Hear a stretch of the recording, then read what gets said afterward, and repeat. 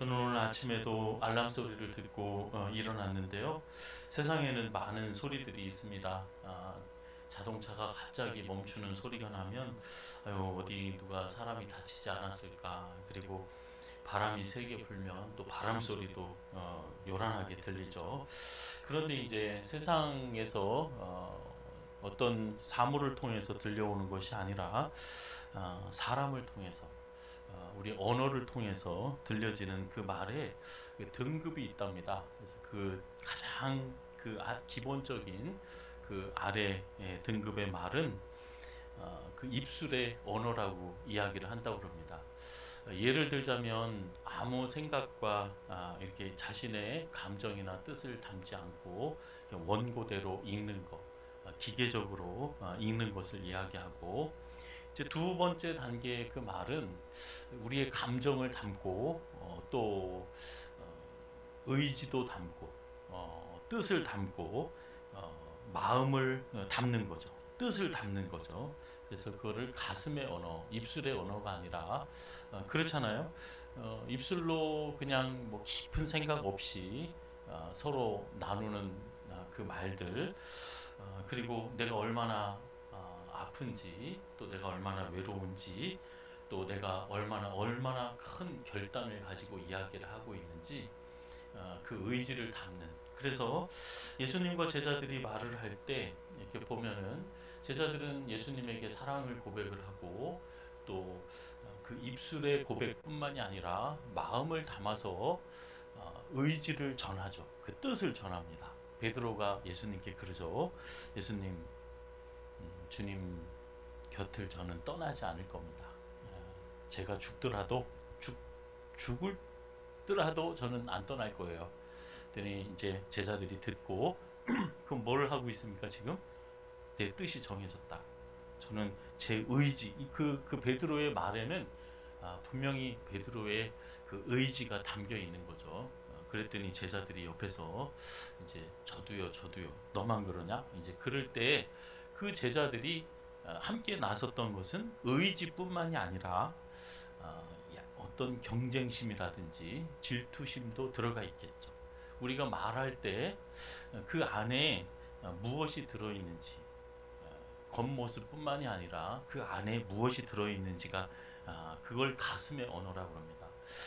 귀에 들려지는 언어가 아니라 가슴으로 전해져서 감동이 되어지기도 하고 화를 치밀어 오르게 하기도 하고 이제 그런 거죠. 겉은 어떤 모양을 가졌든 그 충성을 맹세하는 이야기를 들었을 때 예수님 마음은 어떠셨겠습니까? 저와 여러분, 다른 사람들이 나를 사랑하고 신뢰한다고 너만 믿는다, 최고다 그럴 때 그 의지가 어느 정도고 그 마음이 어떤지 우리가 안다면 그 겉모습으로만 기뻐하고 또 좋아할 수가 없겠죠. 가슴에 담긴 그 언어가 있고, 이제 세 번째는 우리는 하나님은 영이시잖아요. 그리고 그 영이신 하나님이 우리에게 말씀하십니다. 그리고 우리도 육적인 존재일 뿐만이 아니라 영적인 존재로 하나님이 지어주셨습니다. 그래서 성령께서 우리에게 들려주시고 인도하시는 대로, 예수님 말씀하신 대로 양이, 내 백성이, 내 자녀가 내 말을 듣고 나를 따라오는 것처럼 이제 그 영의 언어가 있다는 거죠. 오늘 본문의 말씀은, 예수님이 해주신 그 말씀은 입술의 언어가 아니고 예수님의 단순한 감정과 예수님의 의지를 담아서 제자들에게 이야기한 것도 아니고, 사람의 말은 똑같은 말이라도 그때의 정황, 언제 이 이야기를 했느냐가 중요한데, 예수님이 이 말씀을 하신 후에 제자들이 이 말씀을 곱씹어서 이 의미가 무엇인지 생각할 겨를이 없었습니다. 정신없이 지나갔어요. 그 밤에 예수님이 잡히시고 십자가에 못 박혀 죽으셨기 때문에 예수님이 부활하신 이후에야 제자들은 입술의 언어가 아니고 예수님의 감정으로 전달하시는 그 음성을 들은 것이 아니고 성령께서 들려주시는 그 음성을 영혼의 그 언어가 내 마음 가운데 부딪히게 되어지고 그 음성에 반응을 하게 되었습니다. 오늘 본문 말씀은 요한복음 15장. 여러분 요한복음 13장에 보면 예수님이 세족식을 하고 또 성만찬을 하시는 것을 볼 수가 있습니다. 그 자리에서 16장까지, 즉 요한복음 13장에서 오늘 본문 말고 그 뒤에 16장까지 예수님의 고별 설교, 즉 유언 설교, 그 다락방 강화 이렇게 얘기를 합니다. 즉 제자들을 마지막으로 가르치신 그 분량이 상당히 많죠. 그때 몸소 행함으로 보여주신 것과 말씀으로 가르쳐 주신 것, 그 내용은 주제는 사랑이었습니다. 그런데 여기는 실례였죠. 실례. 마가의 다락방에서 이제 마지막으로 예수님께서 제자들에게 해주신 이 말씀은 제자들이 받아 적고 그 의미가 무엇인지 삶에 적용할 시간과 겨를이 없었다는 거예요. 바로 뒤에 예수님이 고난을 받으시고 십자가에 못 박혀 죽으셨기 때문에 그 이후에 이제 제자들이 예수님이 그때 하신 그 말씀이 곱씹어지는 거죠. 그리고 그 말씀이 들려오는 겁니다. 그리고 성령의 인도하심을 받는 그 말씀으로 받은 거죠. 여러분 마태복음 5장에서 7장까지 보면 산상수훈이라고 그러죠. 예수님께서 어디서 가르쳐 주셨죠? 산 위에서. 그리고 많은 무리들에게, 즉 야외에서, 야 오늘은 수업 밖에서 한다. 그리고 이제 나가서 하시는 것과 같이 첫 수업이 밖에서 시작이 되셨어요. 복이 있는 사람, 그리고 금식할 때, 기도할 때 이렇게 해라, 저렇게 해라. 그리고 그 교훈의 중심은 사랑이었습니다. 너희는 원수를 사랑해라. 하나님이 온전하신 것과 같이 너희도 온전해라. 그 첫 가르침, 그 첫 가르침은 많은 사람들을 대상으로 야외에서 가르치셨는데 마지막 예수님의 가르침은 제자들을 상대로 실내에서 오늘 본문 말씀입니다. 포도나무의 비유. 나는 포도나무고 너희는 가지다. 예수님이 산상수훈 중에 가르치신 말씀이 아니었어요. 그 사역 중간에 한 1년, 2년 지나서 가르치신 게 아니라 잡히시는 그 마지막 밤에 제자들에게 실내에서, 즉 저 공중에 나는 새를 봐라 할 때는 야외에서 말씀을 하셨지만 오늘 보면 포도나무는 볼 수가 없어요. 실내에서 상상으로 비유를 하신 거예요. 너희는 나는 포도나무다. 너희는 가지다. 그리고 예수님께서 이렇게 말씀하십니다. 내 안에 거해라. 내 안에 거해라. 여러분 마지막으로 유언을 할 때나 제일 중요한 말을 남길 때 무슨 얘기를 저와 여러분은 할 수 있을까요? 할까요? 제자들은 이 예수님의 말씀, 그래서 이 예가 어떻게 되어질까? 그런데 이제 옛날 그 생각이 나더라고요. 어느 의사 선생님이 간증을 하는데 그런 간증을 하더라고요. 부모님이 자기에게 모든 것을 헌신해서 버리는 의사가 되었습니다. 그런데 부모님이 열심히 잘 신앙생활하는 모습을 보고 자기는 이해할 수가 없는 거예요. 왜 저렇게 손해보는 짓을 하지? 저 바보다. 내가 열심히 일하고 노력하고 성공했으면 그걸 누리고 그거를 저렇게 허비하고 저렇게 쓸데없이 고생하고 허랑방탕하게 살았던 사람들에 대해서 뭘 저렇게까지 돌보고 희생을 해야 되나. 이게 헛된 짓으로 이제 생각을 했던 거죠. 그래서 교회를 안 나갔어요. 예수를 안 믿었습니다. 그런데 그 아버지가 나중에 나이가 들어서 자기 병원에 와서 이제 마취를 하고 마취가 깨어날 때 그 아버지가 하나님 앞에 감사하더랍니다. 그리고 자기를 위해서 기도하더래요. 그 마취가 풀리면서 깨어나오면서 아버지가 그 하는 그 기도와 그 찬양을 보고 이 아들이 너무 좋은 거예요. 너무 감동을 받은 거예요. 그래서 예수를 믿게 되었대요.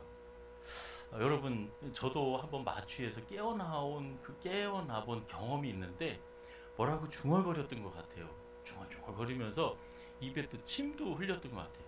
근데 마주가 깨어나니까 얼마나 그 머리가 그냥 뭐 진짜 막 시원하고 상쾌하고 막 그렇더라고요. 개운하더라고요.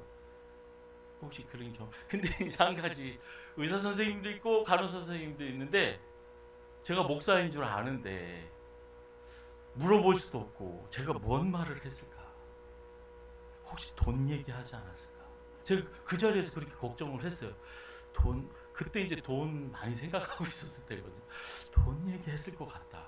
근데 제가 그 의사 선생님 간증을 들으면서, 그렇죠, 그냥 그 일반적인 언어도 아니고 마음에 담은 것도 아니고 결국 혼수 상태에서, 그냥 의식이 없는 상태에서 내가 지금 어떤 말을 하고 있을까.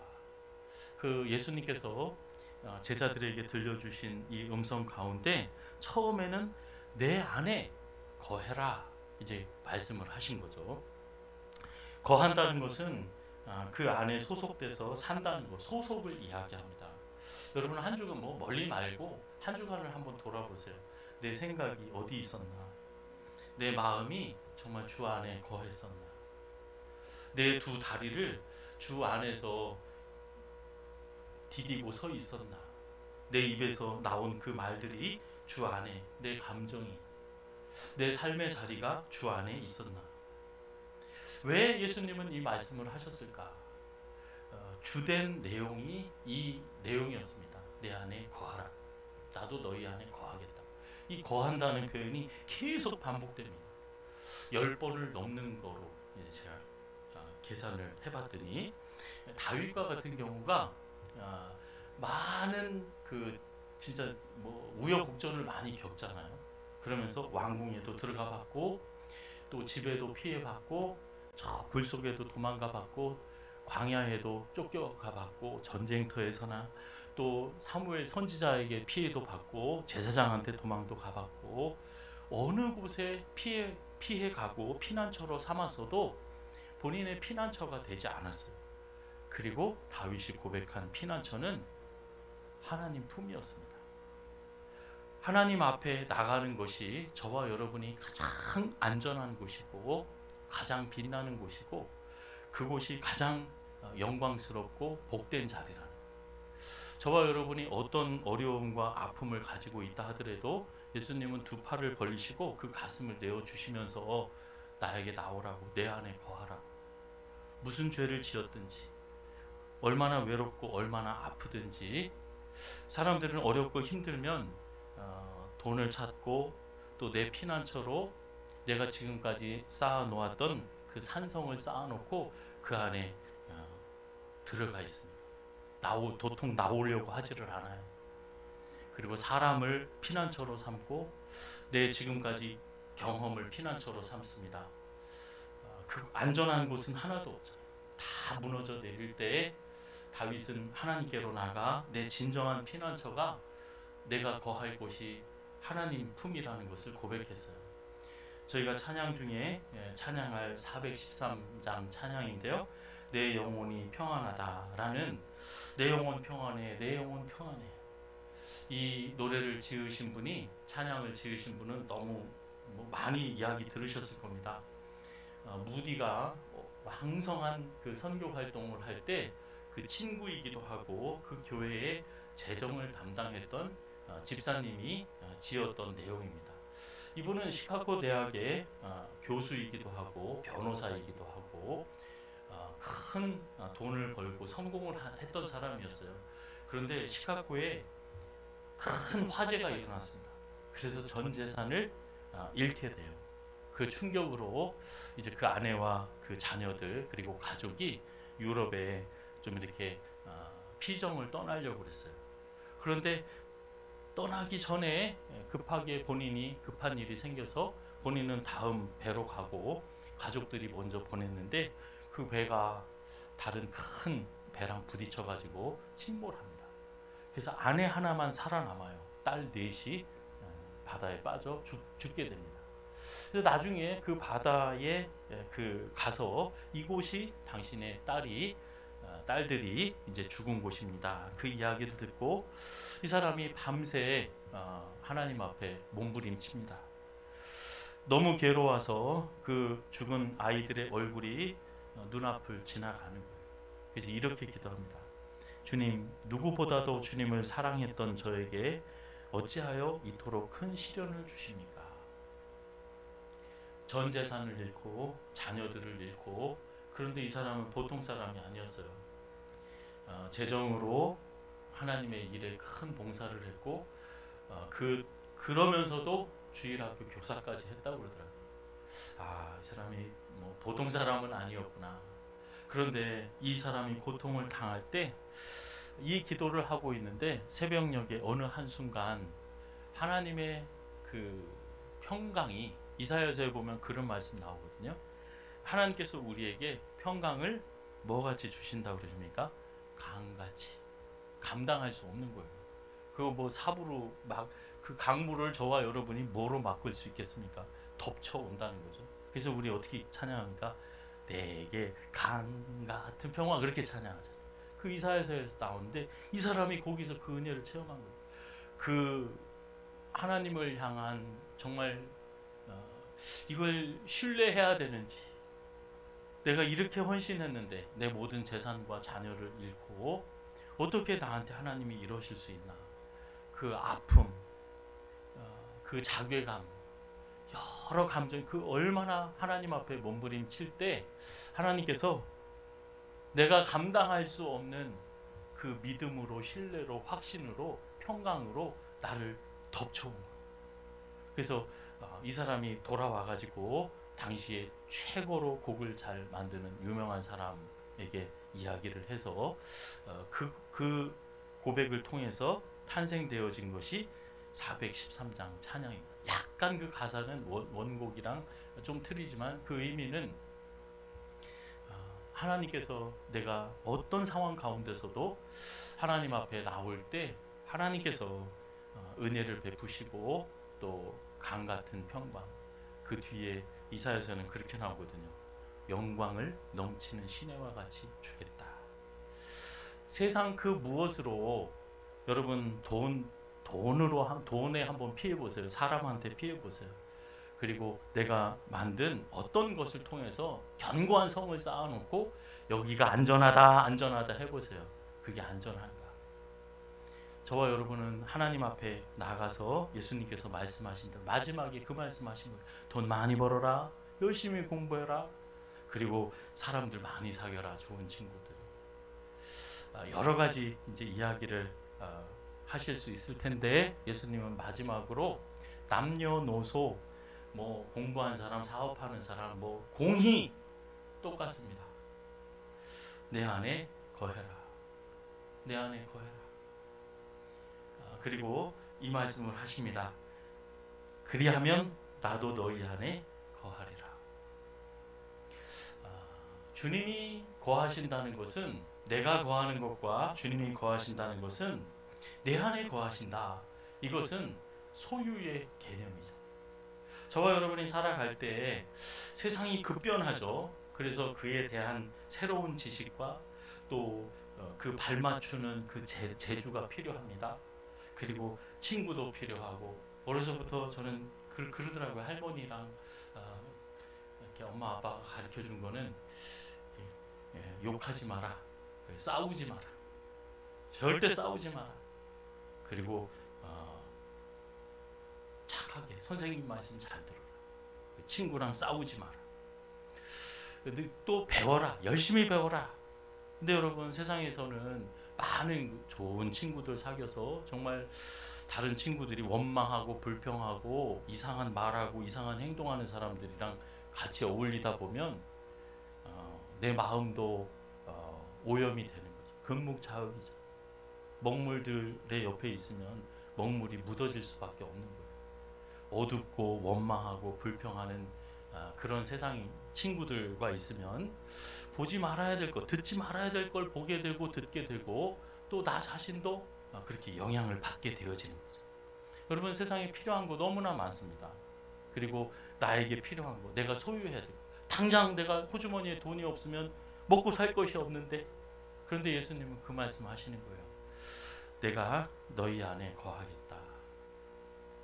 예수님이 내 안에 거하실 때 성도는 언제 빛이 나고 언제 가장 지혜롭고 언제 가장 큰 일을 할 수 있을까?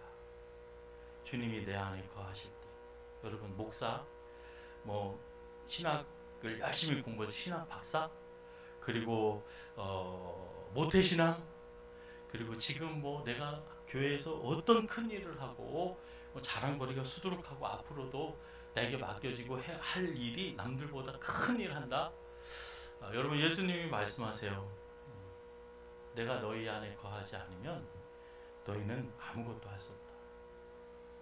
그리고 버리워질 것이다. 불태워질 것이다. 주님이 내 안에 거하는 사람, 주님이 내 안에 거하는 사람이 그리스도인이라고 하죠. 예수님이 내 안에 거하는 것. 내 안에 예수님이 거한다는 의미는 우리가 그런 표현을 합니다. 내가 고등부 수련회 때 기도원에 가서 그때 기도할 때 4월에 예수님과 인격적으로 만났어. 그런 얘기 많이 합니다.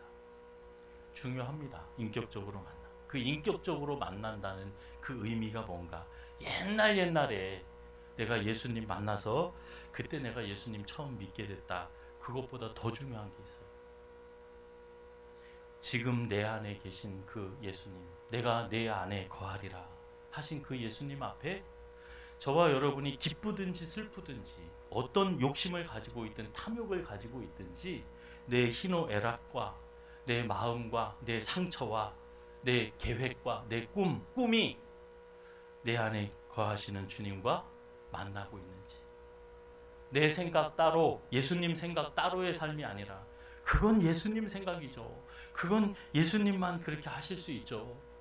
가 아니라 여러분, 저와 여러분의 삶이, 내 슬픔이 예수님을 만나고 있는지, 내 마음이 예수님 마음과 만나고 있는지. 다윗이 그렇게 밧세바를 품고 싶을 때 그 마음이 예수님 앞에 전해졌어야 됐다. 그런데 우리는 그거 싹 가립니다. 주님과 나누지를 못하는 거예요. 주님과 인격적인 만남, 옛날에 만난 것은 이야기하는데 지금 만나는 이야기를 하지를 못하는 거예요. 예수님이 내 안에 거하실 때 박사학위 받고 아무리 많은 과거 경험해도 필요 없어요. 여러분, 돈이 앞에 보여보세요. 내 이익이 한번 보여보세요. 그거 다 없어집니다. 내가 법을 많이 안다고요? 법 많이 공부한 사람들 보세요. 무슨 결정을 하고 어떻게 판단을 하는지.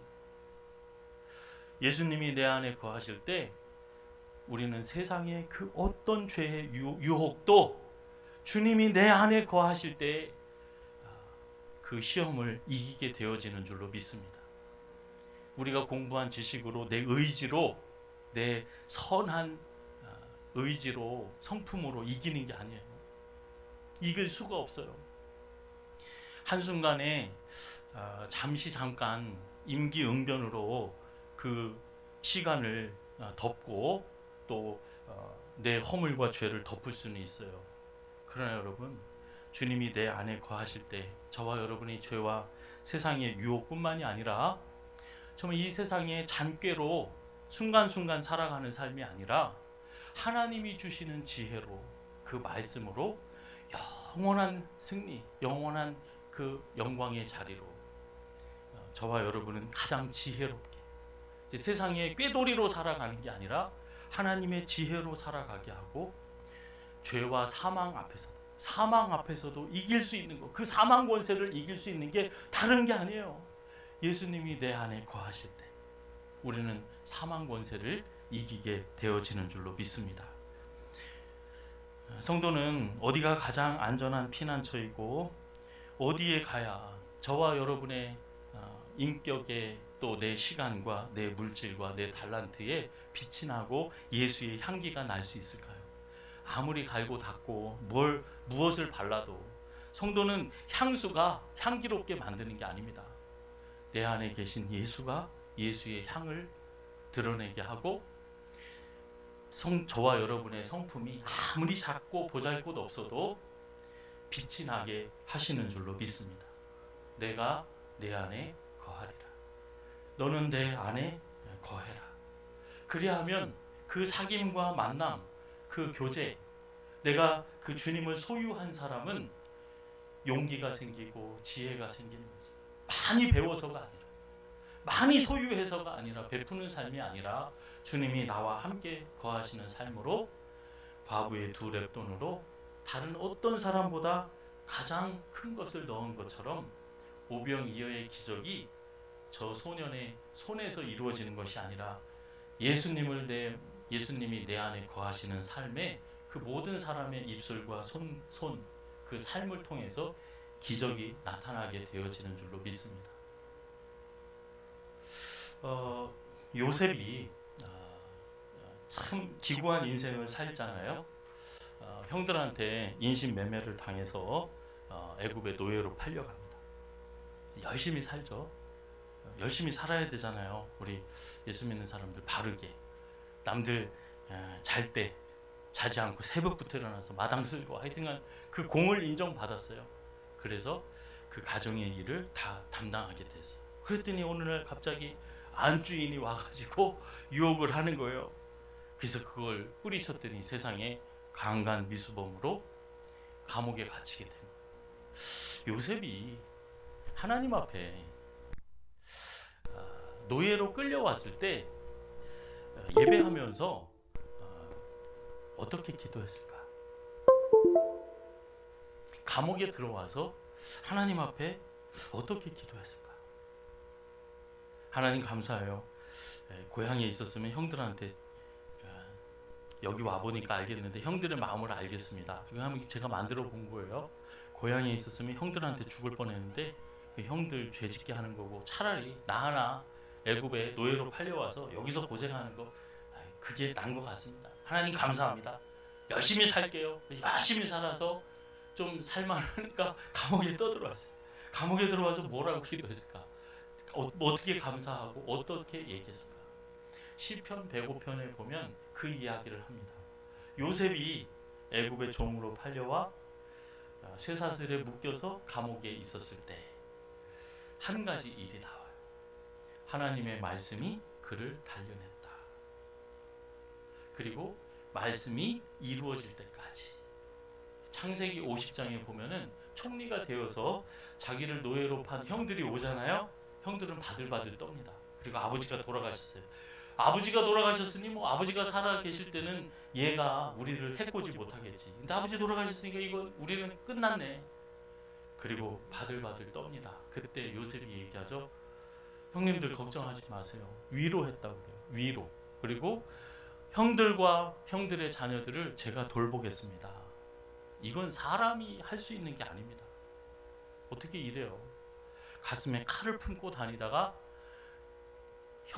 어떤 형이든 하여튼 애굽에 내려와서 장사를 하든 뭐 놀러 오든 한번 하는 거예요.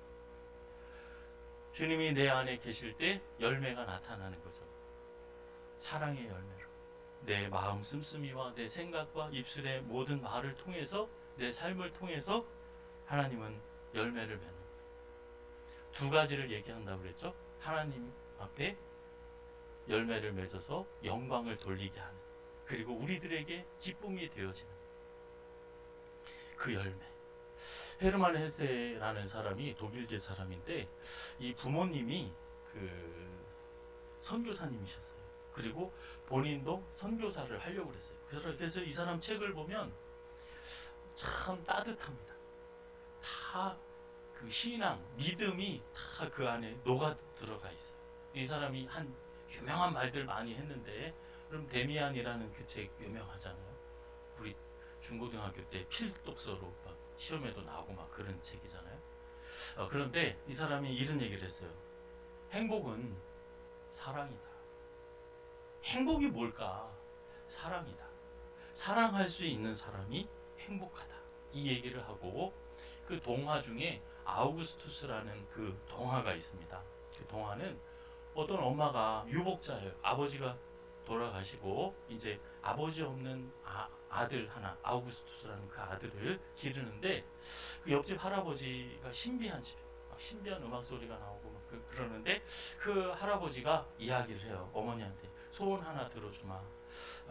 교회에서는 대부 역할을 하고 이렇게 도와주는 그 할아버지가, 그래서 엄마가 그 아기 귀에다 대고 소원을 한 가지 말합니다.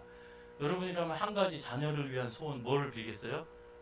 아마 비슷할 겁니다. 이 어머니가 그렇게 기도했어요. 근데 이 아들이 아버지 없는 그 아들로 어디서 구박받고 버릇없다고 욕먹고 그렇게 천대받고 살아가는 것이 아니라 누구에게나 항상 뭐 하는 아들이 되게 해달라고요? 당신은 뭐 받기 위해 태어난 사람? 사랑받는 아이가 되게 해주세요. 그대로 응답을 받아서 어딜 가나 친구들한테도 사랑받고 어른들한테도 사랑받는 거예요. 처음에는 좋았어요. 근데 이게 얘가 커가면서 이게 당연한 줄 알아. 그래서 자신을 높여주지 않으면, 조금이라도 자신을 알지 못하고 높여주지 않으면 어딜 가서나 인정을 받아야 돼요. 칭찬받아야 되는 거예요. 안 그러면 그 상황이 잘못된 거야. 내가 인정받고 칭찬받는 게 잘못된 게 아니라 내가 인정받고 칭찬받지 못하는 그게 잘못된 거고, 그게 죄고, 그게 악으로 생각을 하는 거예요. 그러니 그 마음에 그러면 행복할 줄 알았어요. 엄마 소원대로 이 아이가 사랑만 받으면 행복할 줄 알았는데 공허함. 그래서 그 공허함을 어디에다 푸느냐? 모든 주변 사람들한테 푸는 겁니다. 왜 나 더 높여주고 행복하게 해주지 않느냐? 허랑방탕하게 살아가는 거죠. 그러다가 실패하고 이제 그 노인 곁으로 옵니다. 이제 자살을 시도하다가 노인 곁에 와요. 그래서 노인이 내가 엄마가 내 소원을 그렇게 빌어서 내가 들어줬다. 그건 내 책임이다. 그러면서 네 소원이 뭐냐 이렇게 얘기할 때 그 청년이 된 사람은 저는 이제 모든 사람한테 사랑받는 게 아니라 모든 사람을 사랑하는 사람이 됐으면 좋겠습니다. 그 소원을 이야기하고 잠들어 버려요. 그리고 잠에서 딱 깨는 순간 주변의 모든 친구와 이웃들이 돌을 던지고 두드려 패고 쌍욕을 하고 고소를 해가지고 감옥에 들어가게 됩니다. 어떻게 됐어요? 바뀌었잖아요. 이제 사랑받는 사람이 그 소원이 이루어지질 않아요. 그런데도 다른 모든 사람이 자기가 빈 것이 있기 때문에 나에게 욕하는 사람들도 다 어떻게 하는 거예요? 사랑스러워 보이는 거예요. 그리고 용서하고 용납하고 나중에 노인이 되어서 형무소에서 출소합니다. 그리고 모든 사람들 찾아다니면서 섬기고 사랑하면서 살아갑니다. 그리고 마지막에 할아버지 앞에 와서 이제 죽음을 맞이하게 되는 이야기인데요. 예수님께서도 너희는 사랑받아라, 높은 사람이 되라 그러지 않으셨어요. 그건 마귀가 그랬죠. 예수님은 내가 너희를 사랑한 것처럼 사랑하라고 하셨습니다.